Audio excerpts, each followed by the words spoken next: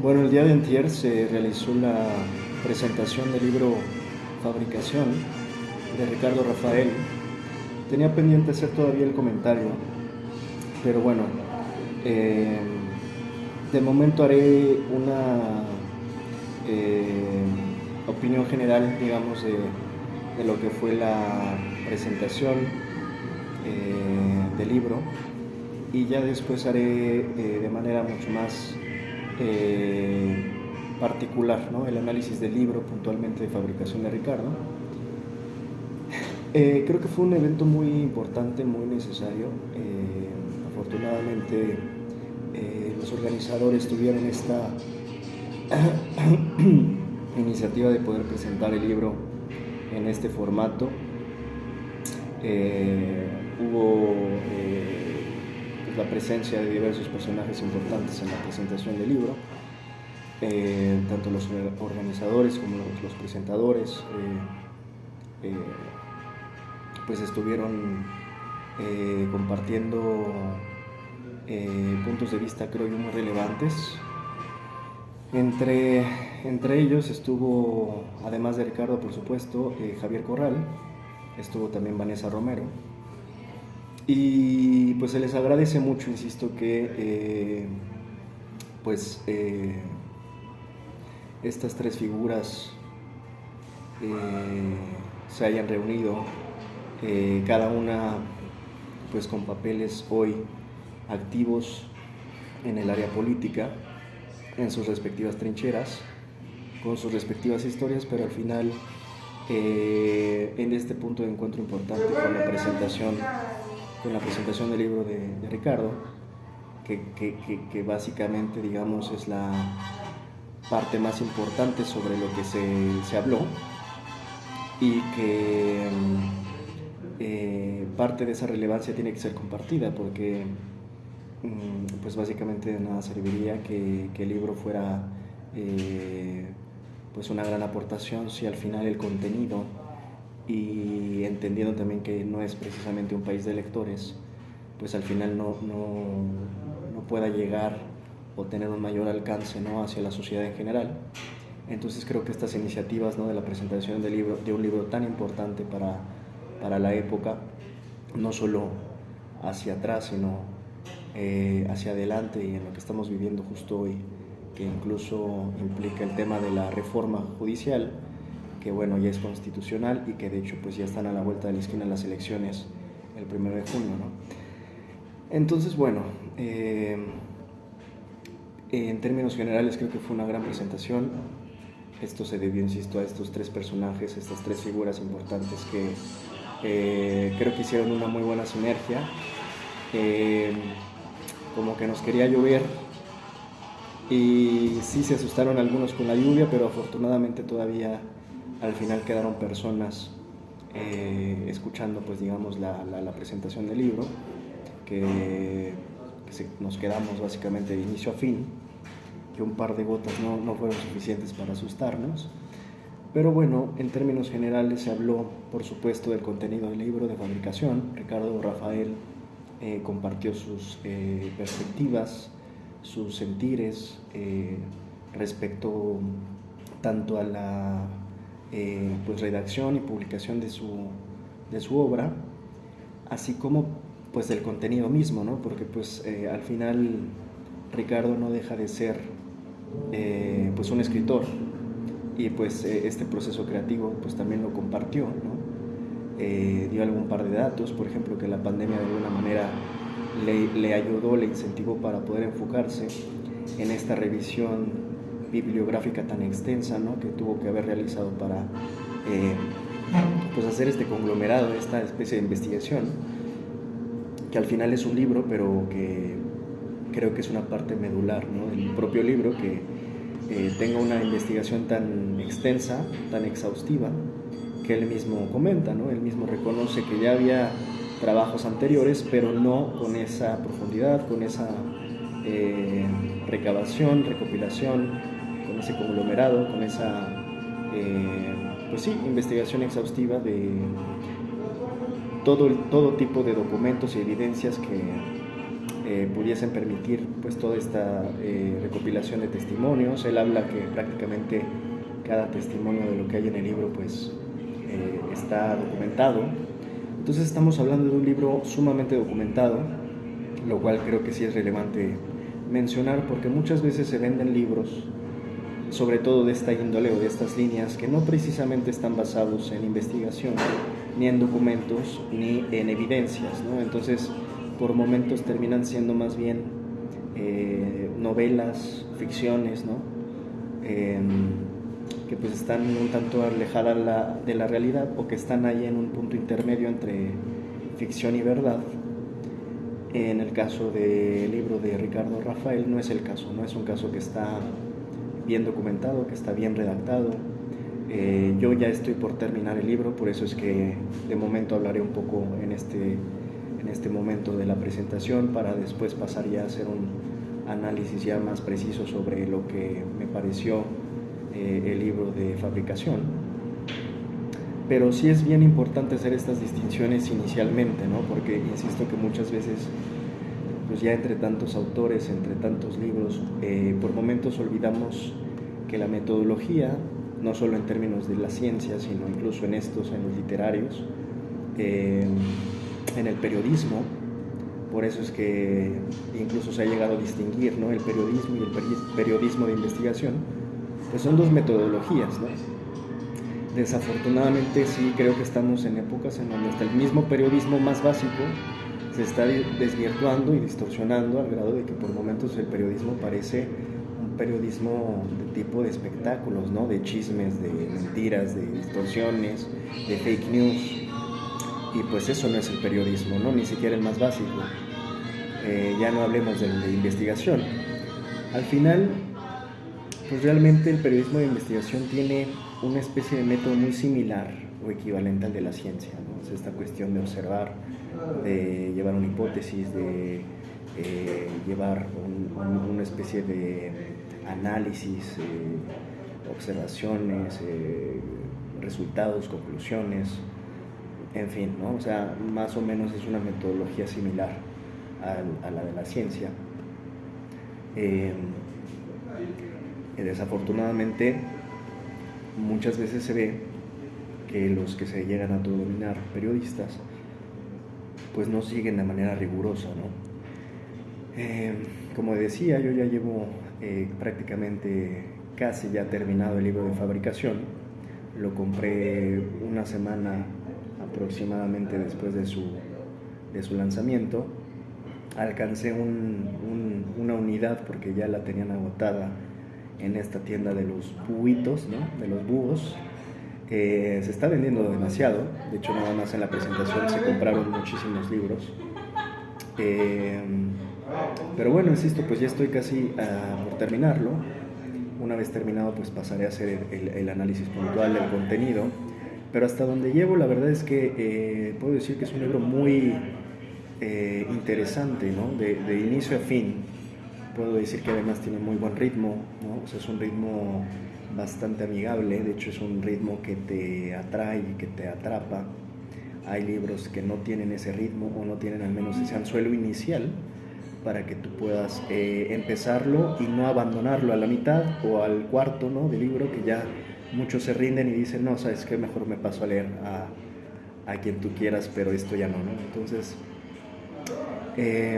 tiene un muy buen ritmo el libro de Ricardo, tiene estabilidad, y de hecho se comentó ahí mismo, me parece que lo comentó entre Ricardo y incluso me parece que Vanessa hicieron el comentario de que cabe decir que yo no sabía que Ricardo de formación es abogado, Vanessa también es abogada, y bueno, coinciden en que muchas veces este lenguaje, yo de hecho le he llegado a hacer comentarios justamente al respecto, ¿no? Esta brecha de lenguaje que muchas veces es como una especie de acentuación de las desigualdades, ¿no? En el sentido en que se entiende que el lenguaje técnico, sea de la profesión que tú quieras, los lenguajes técnicos, profesionales o académicos suelen pues ser casi indescifrables para la sociedad en general, ¿no? Háblese de la medicina, háblese del derecho, háblese de la economía, de las finanzas, yo no tiene mucho que yo hablaba justamente de esta brecha de acceso que genera el propio lenguaje, ¿no?, en la sociedad. Por momentos parece que fuese una pared, ¿no? Entonces unos están hablando de una forma, otros de otra, y para quienes es muy importante esto, que es para el pueblo en general, pues en muchas ocasiones, aunque hagan el esfuerzo, pues se les va a complicar demasiado entender estos jeroglíficos lingüísticos, ¿no?, en los que a veces hablamos a nivel académico o profesional. Y esto mismo, insisto, lo reconoce el propio Ricardo, y es algo que tú puedes notar, ¿no?, y ver en el libro, el lenguaje en el que trata de explicarte cosas que a veces pueden llegar a ser muy complejas en términos del derecho, de las leyes, de los procesos de todo tipo, ¿no?, legales. Pues Ricardo tiene esta habilidad para bajar ese lenguaje académico a ras de suelo, ¿no?, en el sentido de, a ver, vamos a hacer accesible este contenido del libro, esta redacción y este lenguaje para que cualquiera que lo quiera leer lo pueda entender, ¿no? Entonces me parece algo muy valioso que Ricardo lo haya pensado de inicio y lo haya concretado de final, ¿no? Al final logró concretar esta cercanía del lenguaje para que no sea indescifrable para el público en general, ¿no? Entonces es muy amigable el libro en términos de lenguaje, es muy accesible, muy entendible, muy disfrutable incluso, siendo que además están tocando temas muy, muy delicados, ¿no? Digamos, son temas entre delicados, fuertes, ¿no?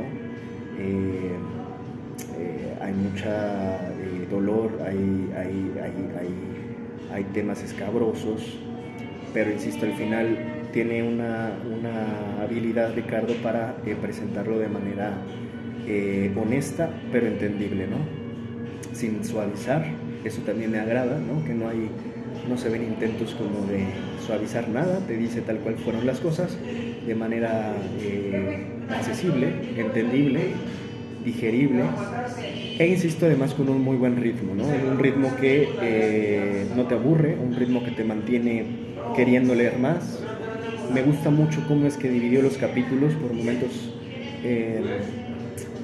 Son como pequeños fragmentos, ¿no?, de eventos. Siento que es como por eventos que va un poco presentando todo, que cabe decir que es una historia sumamente compleja, ¿no? O sea, de por sí, de facto, más allá del libro, o sea, es que la historia es compleja.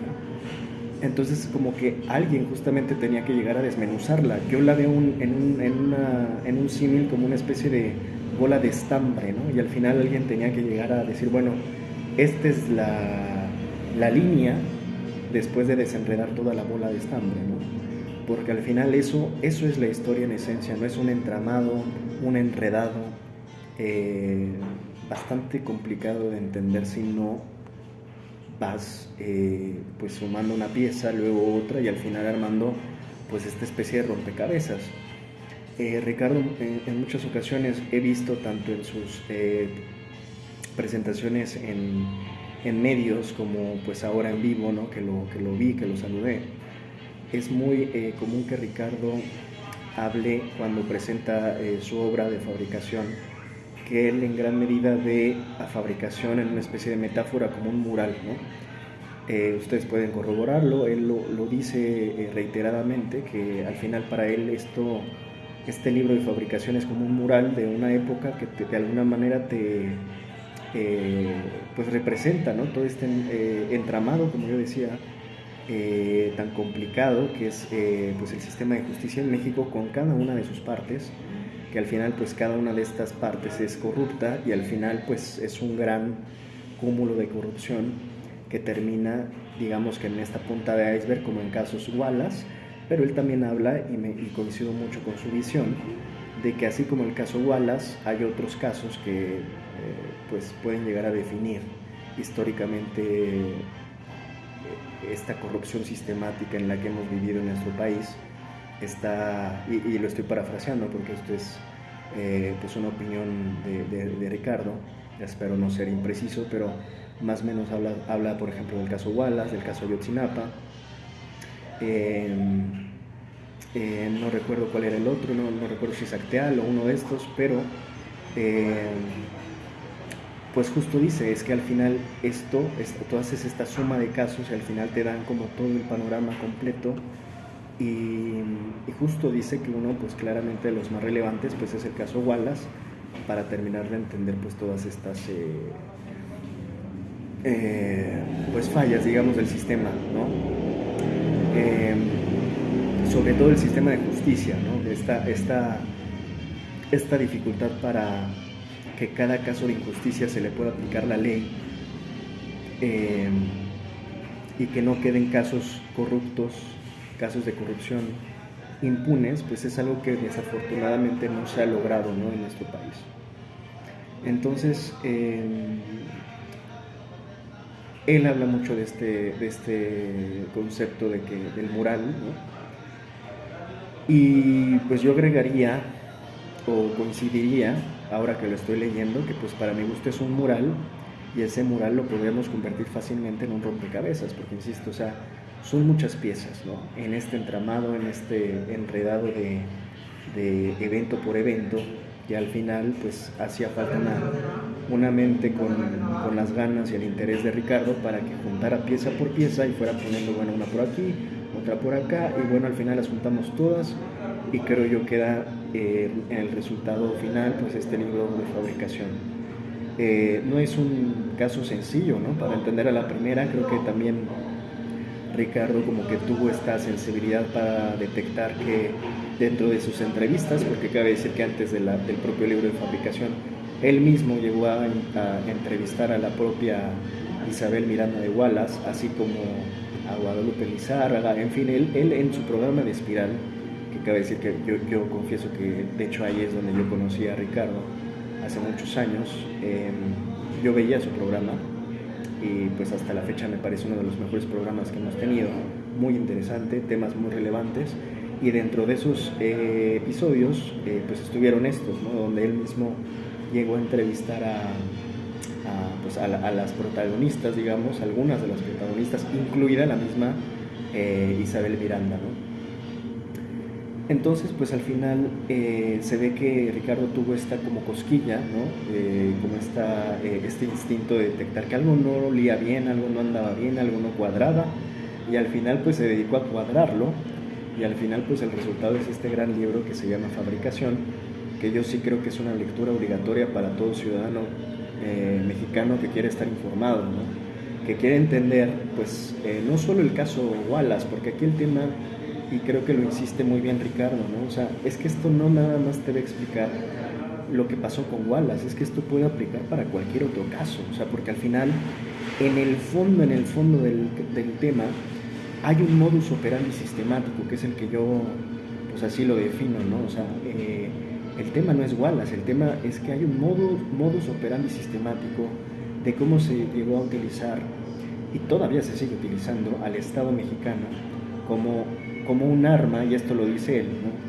El arma de Isabel, pues más o menos fue pues el Estado mexicano, como el Estado lo usó de su peón, gracias por ejemplo a figuras como Felipe Calderón, principalmente, a Genaro García Luna, entre otros, pero principalmente ellos, que prácticamente hicieron una especie de ganar-ganar, ¿no?, estos acuerdos bastante perversos en donde ambos quieren obtener algo por más poco ético que sea, y así fue. Una parte que me parece, digo, dentro de las muchas, que es me parece de las más perversas, de la señora Wallace, perdón, me parece que fue este momento en donde ella, en el caso de Ayotzinapa, que ya estamos hablando del sexenio de Peña Nieto, todavía intervino, porque por supuesto que se convirtió mediáticamente en una figura influyente, o más bien dicho, los medios la convirtieron en una figura influyente, porque bueno, pues había colusiones y había tratos y demás, pero bueno, al final, en este caso, en el de Ayotzinapa, todavía ella comentó ciertas pues supuestas críticas, ¿no?, hacia el grupo de investigadores del GEI, que pues me parece una cosa de verdad aberrante, ¿no?, en el sentido en el entendido, pues sabiendo de qué parte de quién venía, ¿no? De una señora sumamente perversa, criticando el accionar de pues, el grupo de investigadores que venían a investigar el tema de Ayotzinapa, donde cabe decir que también en ese tema pues, hubo muchos montajes similares. Insisto que a veces pues, parece que hay como constantes, ¿no? O factores en común entre caso y caso. En este caso, Ayotzinapa y Iguala se parecen en que hubo montajes bastantes de por medio. En el caso Wallace, pues todo el libro de fabricación habla del sinnúmero de montajes que hubo. Y en el caso de Ayotzinapa, pues no se quedó atrás, siendo que además ya era el sexenio de Peña Nieto. Pero creo que la parte más aberrante que yo he llegado a hablar aquí mismo ya, pues es este montaje repugnante que se quiso hacer o montar en el basurero de Cocula. Lo cual es, o sea, tú lo piensas y dices, es que ¿cómo es posible? O sea, que el Estado, con tal de quererse zafar los problemas, sea capaz de aventarse a hacer estas supuestas verdades históricas, como ocurrió en el caso de Ayotzinapa, y decir, bueno, sí, pues mira, en este lugar fue donde con llantas y con toda la basura que había aquí, pues se hizo, pues se quemaron a los cuerpos, ¿no? Siendo que hasta científicamente, pues ya sabemos hoy que eso no era posible, ¿no? Que se necesitan ciertos grados, ciertas temperaturas durante cierto tiempo, y para tantos cuerpos es algo simplemente científicamente inviable, y que además se hubiera percibido, o sea, en fin, quedó descartado eso, y más aún cuando se comprobó que pues eso en efecto era un montaje, ¿no?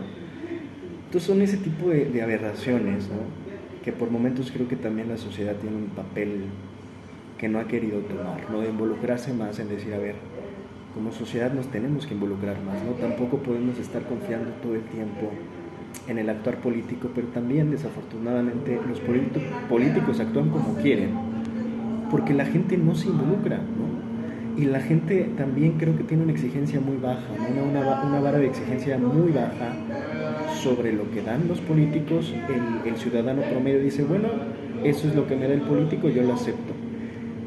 Y ya, como que es como de, bueno, pues ya le creemos y listo, y la vida sigue como si nada. O sea, son casos que hay que entender, y eso fue una opinión que dio, creo yo, de manera muy pertinente Vanessa Romero.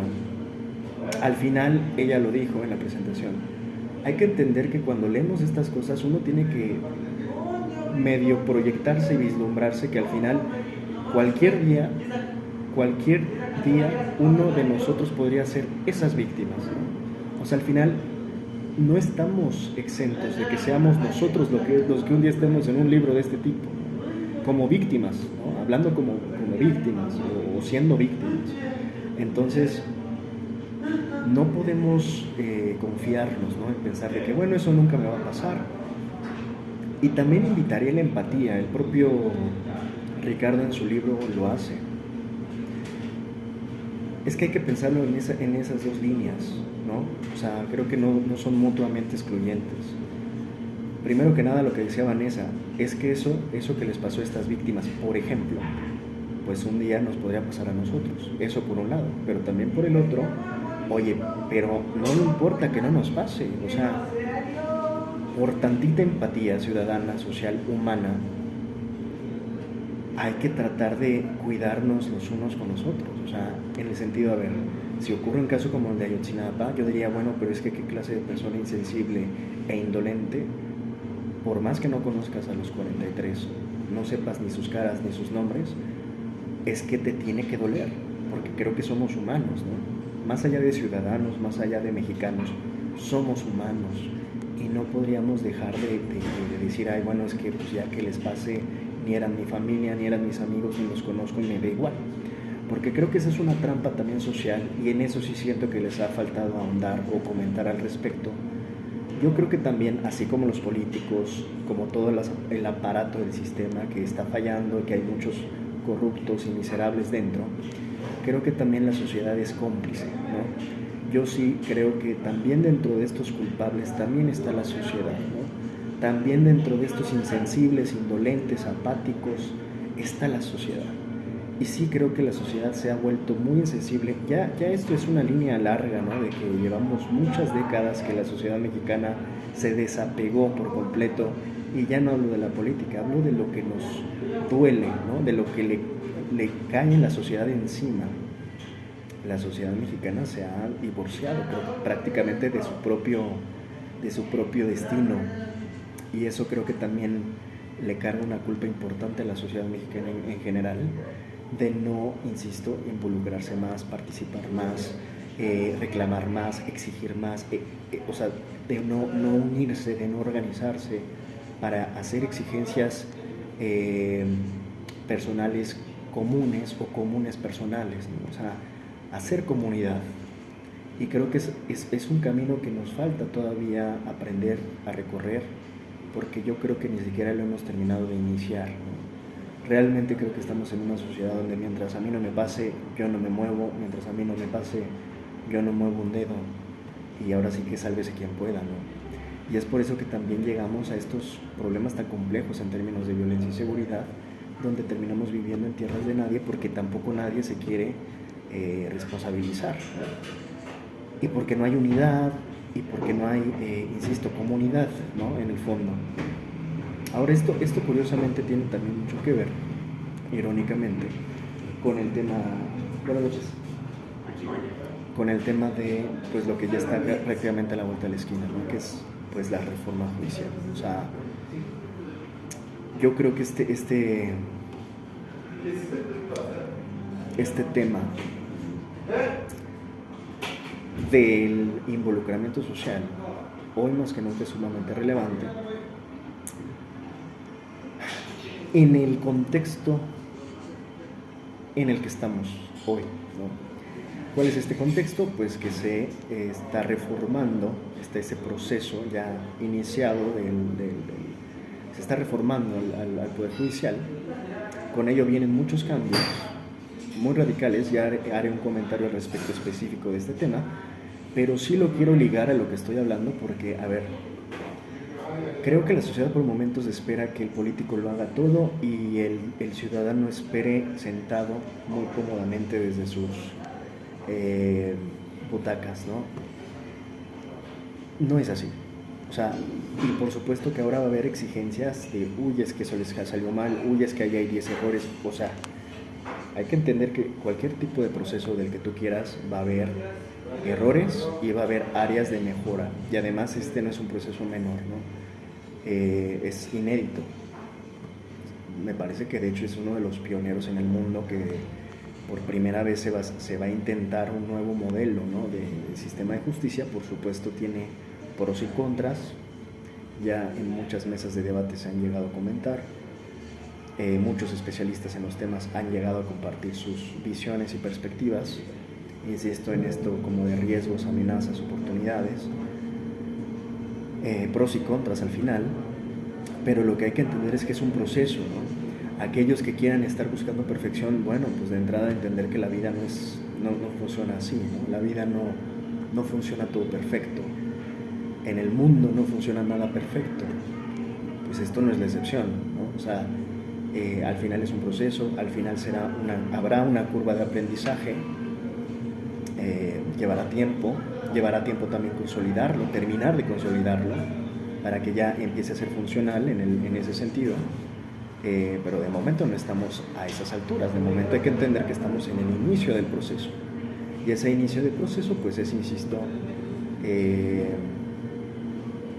ahora, y pues llevará tiempo. Ahora, para todo aquel que vaya a estar súper exquisito queriendo criticar cada punto y coma de lo que suceda, yo le invito a, pues al menos a ser congruente, ¿no? Porque si te vas a poner en ese plan, ¿no? De que todo quieres que salga perfecto, a la primera, pues yo al menos lo mínimo que te diría es, espero que al menos estés animado a participar, porque si no me parece muy cómodo, ¿no? Insisto, desde la comodidad de tu butaca, pues estar criticando todo en lo que ni siquiera estás tratando de formar parte, ¿no? Entonces, yo creo que esto que yo hablaba, ¿no? De la renuncia de la sociedad por momentos a hacerse cargo también de sus propios destinos, ¿no? De lo que le sucede en el día a día, es una necesidad hoy más que nunca.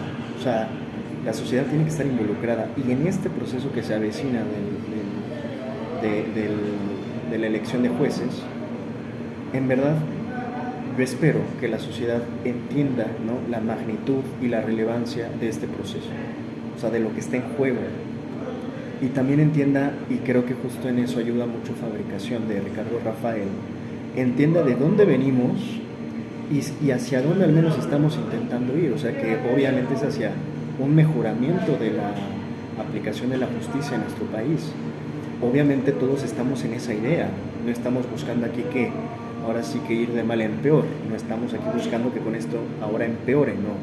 Estamos tratando de decir, bueno, va a ser un proceso complicado, es casi como ir a navegar a mar abierto sin saber qué nos podemos esperar, pero lo que también sabíamos es que ya no podíamos seguir manteniendo el status quo de las cosas, porque ese status quo pues era sumamente tóxico, sumamente dañino para la sociedad mexicana en general.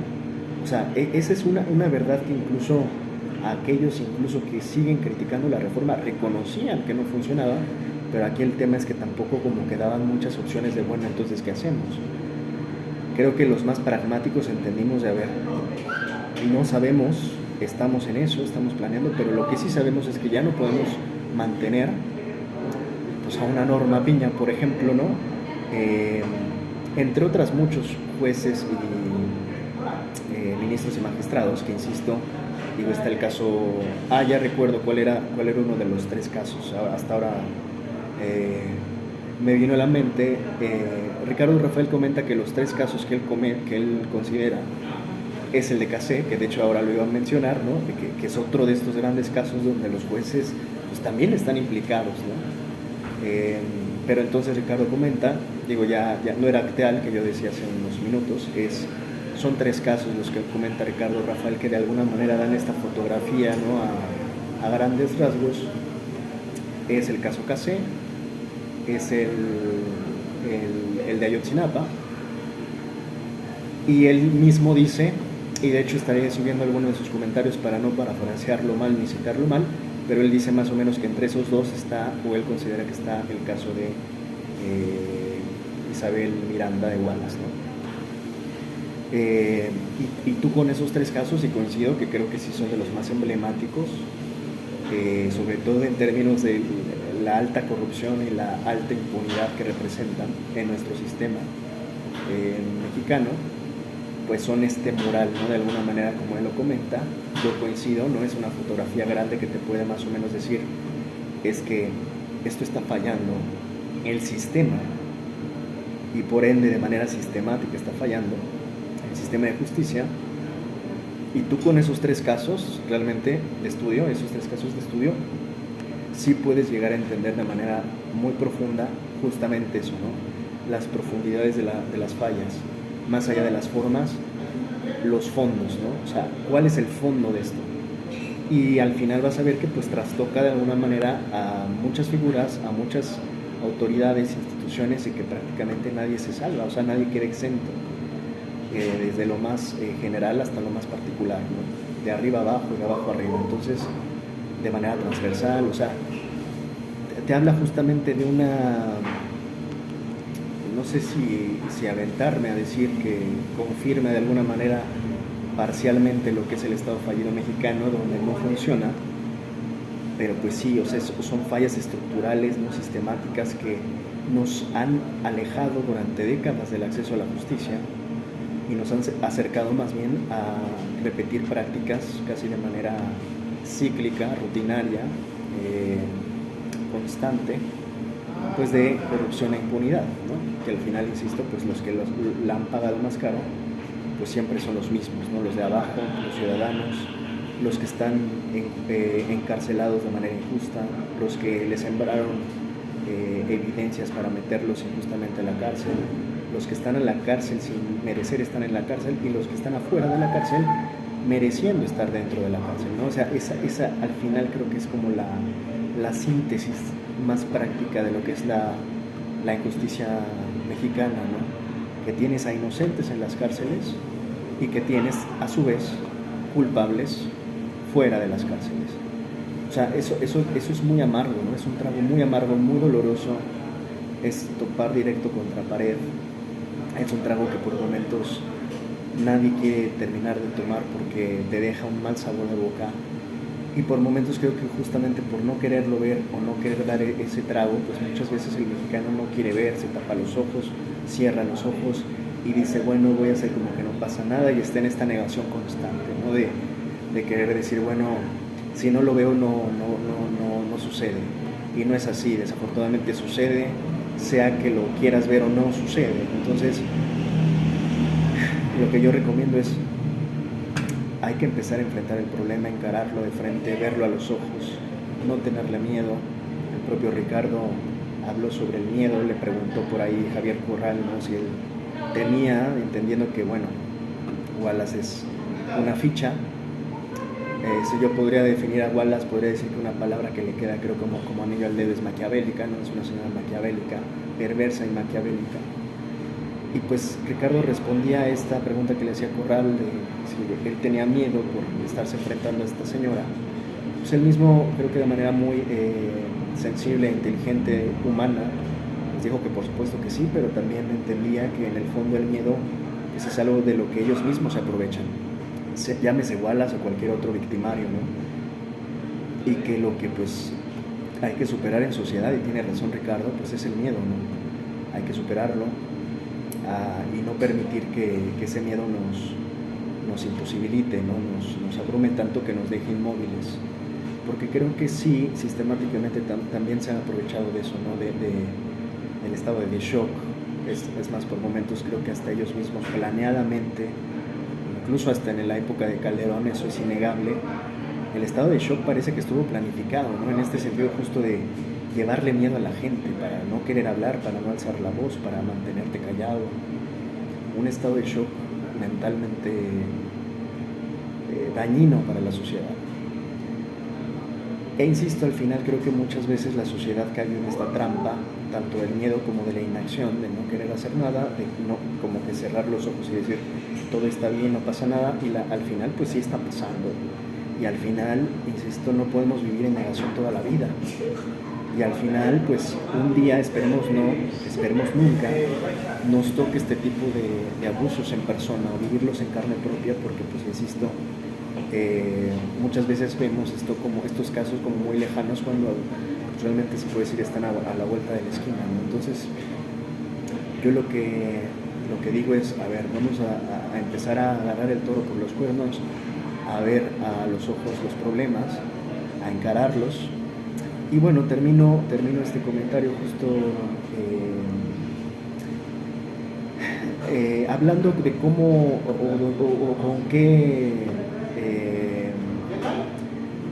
en gran medida los tres presentadores, tanto Javier Corral como Vanessa Romero y el propio Ricardo Rafael, coincidían los tres, y creo que coincidimos todos con ellos a su vez, que pues al final, y lo dice el propio libro, insisto y sigo invitando a aquellos que no lo han comprado, que lo compren y después que lo lean,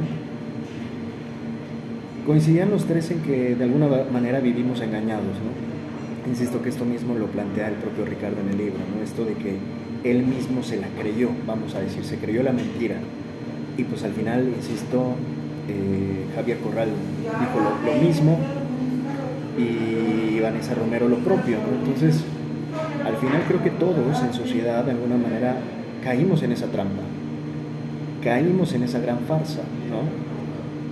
Y esto nos habla de alguna manera de cómo es que nos han manipulado durante tantos años. A ver, este caso de Wallace es uno, yo creo que los más emblemáticos, pero realmente podríamos hacer un listado enorme, ¿no? De cada cosa en la que los estados mexicanos nos han engañado a los mexicanos, a los ciudadanos mexicanos, ¿no? De manera sistemática durante décadas. Y es que hay dudas que si te vas más atrás, pues podemos empezar por decir hasta en el 68, ¿no? ¿Cuántas cosas del 68 no se han podido aclarar todavía, ¿no? Y te puedo decir, pues casi pues por toda la historia desde entonces, Acteal, Aguas Blancas, hay tantos casos, el propio Ayotzinapa, yo creo que es de estas grandes dudas y dolores que todavía quedan ahí pendientes, no son heridas abiertas sin duda, muy dolorosas. todavía están frescas, ¿no? O sea, la sangre está fresca, no es como ni siquiera que puedas animarte a decir, bueno, ya cicatrizó. No, no, no, o sea, está ahí, a flor de piel, a carne viva, ¿no? Está, insisto, o sea, está la sangre fresca. Y eso es lo más lamentable, que todavía existen estas grandes deudas históricas con nuestra gente. El caso de Wallace no es de excepción en el sentido de que una vez más nos volvieron a engañar, pero esta vez sí, y creo que coincido en la perspectiva de Ricardo, así como en el caso de Ayotzinapa, así como lo de Cassé, Florence Cassés. Estos casos son tan meticulosamente planeados, yo diría maquiavélica, entre meticulosa y maquiavélicamente planeados, que entre la perfección y la perversión de los casos, en su maldad, en su perversidad, en su propia perversión, me parecen realmente emblemáticos por su nivel de repugnancia, ¿no? Por su nivel de cinismo, de vileza, ¿no? Porque, insisto, es como planear el mal directamente, ¿no? Planear el daño, ¿no? Y además un daño que se lleva a mucha gente de por medio.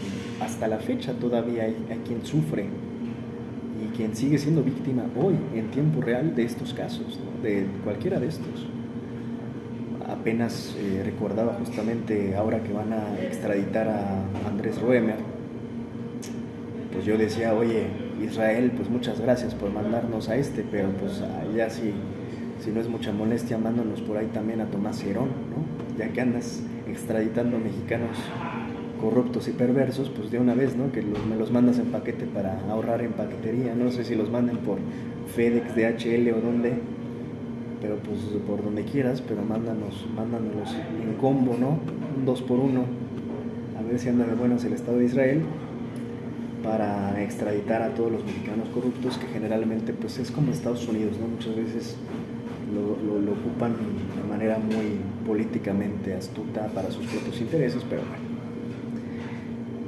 Tomás Herón, pues por ahí anda, ¿no? Huyendo de la justicia, e insisto, esto te hace repensar en el sentido de que es que estos casos, en verdad, todavía hay personas que todavía no ven ni siquiera a los culpables ni cerca, ni a 1 metro cerca, ni a 10, ni a 100 metros de una cárcel o de la justicia. Entonces, tiene una vigencia impresionante, ¿no? Seguir hablando de estas cosas. Yo celebro mucho la gran aportación de Ricardo Rafael. Su libro me parece un libro sumamente relevante para nuestro tiempo, para cualquier tiempo, porque como él mismo dice, los murales, y pues sí, creo que es una buena metáfora, son un tanto atemporales, ¿no? Pueden explicar el pasado, el presente, el futuro, y creo que en eso se convertirá Fabricación, en una lectura obligada. No importa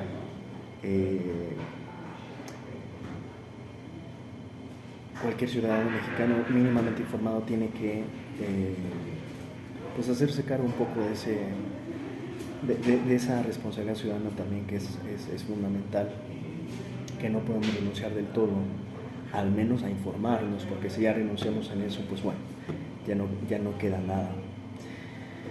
En ese sentido, volviendo, se coincidían en las tres perspectivas, como decía, tanto de Javier Corral, de Ricardo Rafael y de Vanessa Romero, en el sentido de que vivimos engañados. En el caso Wallace, yo considero que justo, pues yo creo que todos los mexicanos caímos en la misma trampa, como hemos caído en otras, y que pues esta gran farsa, por ejemplo, en el caso Wallace, pues creo que todavía tienen como una genealogía, digamos, un origen pues mucho más perverso por la cantidad de actores de todos los bandos que participan y terminan involucrados, y al final también con las manos llenas de sangre, ¿no? Es primero, yo creo que necesario un poco, cuando nos engañan sobre cualquier otra cosa, ¿no? Como ir pasando por estas etapas, ¿no? Entre la negación, cabe decir que todavía creo que hay muchas personas que se siguen auto llamando defensoras de la señora Wallace. Eso es sorprendente porque eso también sigue pasando, no está esta negación de aquellos que no quieren, ni aunque le pongas la verdad de frente la quieren ver. Aunque les pongas la verdad de frente, el libro de fabricación se van a vendar y tapar los ojos, ¿no? Entonces es que estamos en esos términos, ¿no? Entre los que ya al menos se quitan las vendas del engaño y otros que se las siguen queriendo poner voluntariamente, o sea, de los que quieren ser voluntariamente engañados todavía, ¿no? En el sentido de que, a ver, Wallace al menos ya santificada no la puedes tener, o sea, ahora todavía queda hasta la pregunta pendiente en un libro de continuará, porque le quedan un poquito los puntos suspensivos al de fabricación, porque justo se murió casi en la semana, se murió de la publicación del libro de Ricardo, ¿no? Entonces creo que ya quedó en continuará, esta historia continuará, porque no ha terminado, porque ahora hasta la pregunta es, bueno, si se murió, bueno, si andaba muerta o andaba de parranda, ¿no? O sea, ahora no sabemos. Ahora hasta eso lo tenemos que poner en duda por el tipo de persona que era la señora Wallace. Y en un modo de broma hasta el propio Ricardo comentaba, bueno, no sé si siga viva o no Wallace, pero lo que sí sé es que si por algo está viva, pues va a estar junto con el hijo, ¿no? O sea, lo único que sé es que van a estar juntos. Ya sea ahora sí que juntos en vida o en muerte, pero madre e hijo juntos, porque pues al final son un tanto producto de, en efecto, la fabricación, ¿no? O sea, de la misma fabricación. Es que tiene lógica, tiene toda la lógica lo que argumenta Ricardo, además, insisto, argumenta, ¿no? Porque hay datos, hay evidencias, no es elucubración, no se le ve ni siquiera, y eso que se ve que él ha investigado mucho, no se le ve un tema personal, ¿no? Donde puedas decir, oye, es que Ricardo, no, se ve que realmente el tema lo tomó de una relevancia tal que la tiene. Entonces, pues termino con estas dos cosas. O sea, la historia parece que no termina, ¿no? O sea, todavía no se le puede poner un punto final, porque hasta parece que ya va a haber una edición segunda parte para ver ahora. El siguiente libro es, bueno, la señora Wallace trascendió o no. O en qué plano astral anda, ¿no? O sea, está en el plano astral, en el plano terrenal, o sea, andaba muerto, andaba de parranda. La historia no termina, y es eso como tan solo demuestra la capacidad, el poder, ¿no? De una señora que pues hasta hoy todavía sigue teniendo una influencia en muchos que todavía se siguen queriendo autoengañar con respecto a la reputación de la señora, que insisto, por más que la quiera santificar, inmacular y demás, yo creo que a estas alturas realmente los únicos que podrían llegar a defenderla así como si fuera una santa, una virgen inmaculada, pues serían todos aquellos que están de alguna manera también involucrados, ¿no? O están coludidos, o tuvieron algún arreglito con ella, o fueron partícipes o copartícipes o cómplices. Pues es que no encuentro otra forma, ¿no? De tener que defender a un personaje pero tan siniestro, perverso, maquiavélico como la señora Wallace, ¿no? Ahora, si estás en un punto intermedio, pues digo, bueno, pues ya estás un poco más de gane, pero hay quienes la defienden a capa y espada todavía.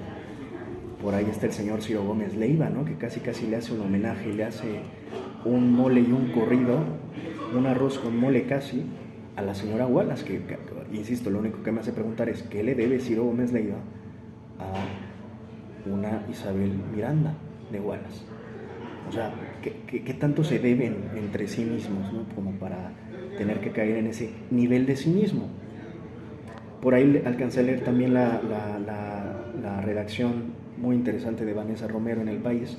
Ella misma por ahí en algún punto habla de eso, ¿no? Dice, es que solo desde el cinismo podrías llegar a defender a Miranda de Wallace, y es cierto, es totalmente cierto.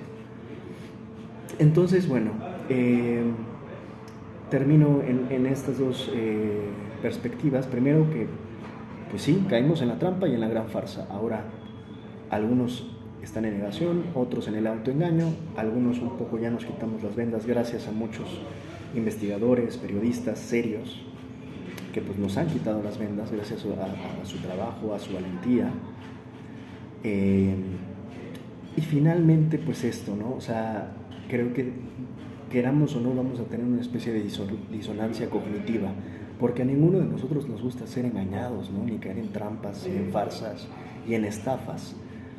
También se le podría llamar la gran estafa, ¿no? A este tema de Wallace, entre muchas otras grandes estafas que han habido en nuestro país. Es más, algunas creo que hasta así, ya, o sea, mediáticamente así se les llamó, como la famosa estafa maestra. O sea, este es como el modus operandi sistemático que hemos tenido desafortunadamente en nuestro sistema de justicia, donde muchas veces caemos en estas trampas o nos arrojan a ellas también, ¿no? Porque pues, también estarán los que, pues, oye, yo supe la verdad desde el inicio, pero pues casi me pusieron una pistola en la cabeza, ¿no? O sea, fue como, pues es que era o caigo en la trampa o caigo en la trampa, ¿no? Entonces, entre los que caemos en la trampa y los que arrojan a la trampa, pues al final hay como que muy poco espacio para poder no caer, ¿no? No caer en la trampa, en la farsa. Insisto, al final te genera esta disonancia cognitiva. Invito a que se revise qué quiere decir la disonancia cognitiva, ¿no? Que es este cruce entre tus creencias arraigadas o viejas con nuevas creencias que están respaldadas en evidencia, y que tú de alguna manera vas a estar negando, no creyendo, porque es tan fuerte el choque, ¿no? Entre la creencia vieja o arraigada con la creencia nueva, con nueva información sustentada, que mucha gente se queda en el intermedio y se termina arraigando a lo viejo, a lo no fundamentado, a lo no sustentado, ¿no? Creo que pues eso nos ha ocurrido a muchos, es creo que hasta natural, ¿no? Que ocurra un poco de esta disonancia cognitiva, pero también diría, oye, es que es un proceso donde al final pues lo que deberíamos aspirar a llegar y a creer es la verdad y nada más que la verdad, ¿no? Y ya, ¿no? Sin tanto decoración, sin tanta paja mental. Entonces, muchos creo que no quieren ni siquiera tocar esa verdad, ¿no? O sea, les da miedo, tal vez les pueda aterrar enfrentarse a esa verdad, pero al final la verdad es la verdad, más allá de lo que el resto crea o quiera. Y por último,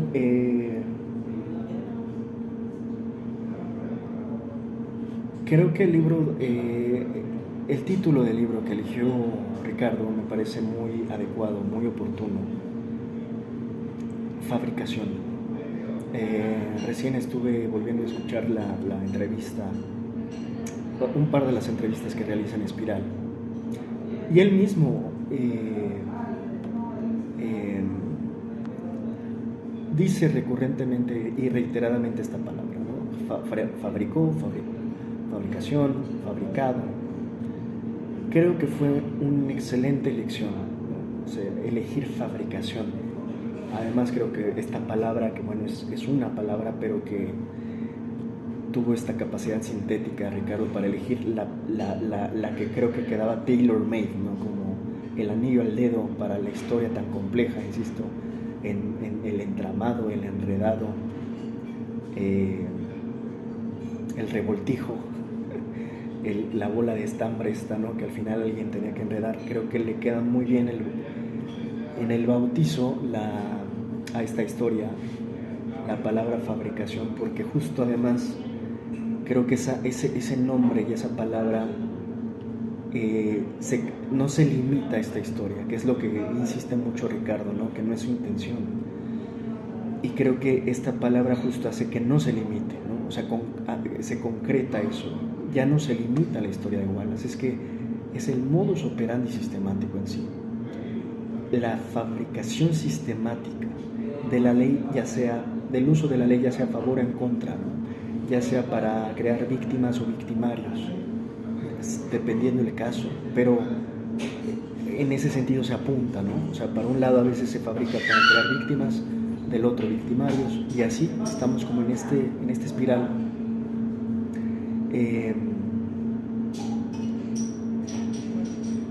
Y qué curioso, ¿no? Espiral.